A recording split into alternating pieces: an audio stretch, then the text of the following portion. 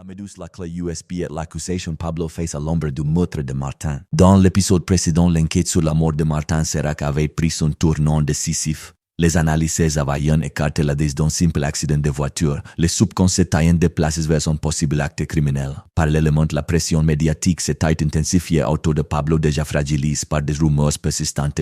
En quelques heures, le jeune homme s'était retrouvé au cœur d'une tempête dont il ne mesurait pas encore l'ampleur. Cette nouvelle journée s'ouvre donc sur un climat de défiance où chaque détail peut faire basculer l'affaire.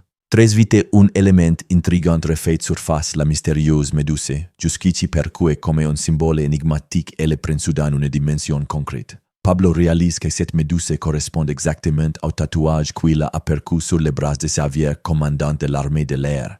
Cette révélation agit comme un déclic. Ce qui paraissait anecdotique devient un indice potentiel. Un signe discret qui relie désormais l'officier à l'affaire. Pendant 6 temps, l'état judiciaire se resserre. Thierry recueille le témoignage d'un homme présent sur l'aire d'autoroute le jour du drame. Le témoin affirme avoir vu Pablo près de la machine à café. Il se souvient de lui parce qu'il parlait fort au téléphone. Selon ses déclarations, la tasse de café était posée sur la table. Il assure ne pas y avoir touché, mais il prétend avoir vu Pablo y verser quelque chose. Ce récit livre avec assurance pèse lourde. Même s'il ne constituait pas une preuve irréfutable, il alimente les soupçons. La presse s'empare aussitôt de l'affaire. Un tabloïd publie en un article anonyme qui accuse implicitement Pablo. Les insinuations se multiplient, certains laissant entendre qu'il bénéficierait d'un traitement de faveur en raison d'un lien familial avec la police. Les réseaux s'enflammant, les rumeurs circulant plus vite que les faits établis.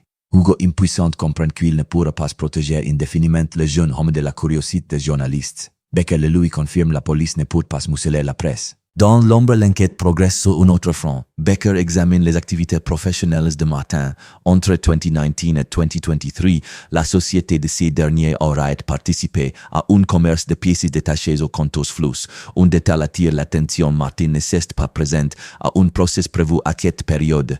6 mois plus tard, il était recruté à Elios. Les changements de trajectoire intriguent les enquêteurs qui cherchent à comprendre s'il cache des tensions passées ou des pressions extérieures.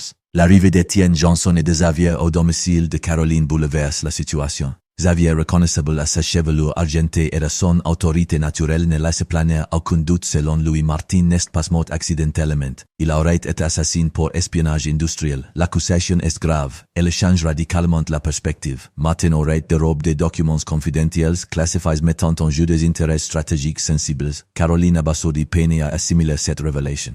Étienne insiste sur un point essentiel, la clé USB. Elle contiendrait des informations cruciales pour être la preuve capable d'identifier le véritable meurtrier. Sans elle, l'enquête risque de s'enliser dans les hypothèses. Il presse Caroline de la retrouver au plus vite. Xavier, plus direct encore, lui ordonne de n'en parler à personne. Le secret devient une condition de survie pour ceux qui détiennent la vérité. Au milieu de ces révélations, Pablo affronte ses propres dilemmes. Caroline, lui, a proposé de l'accompagner à Lyon comme pour l'éloigner de la tourmente.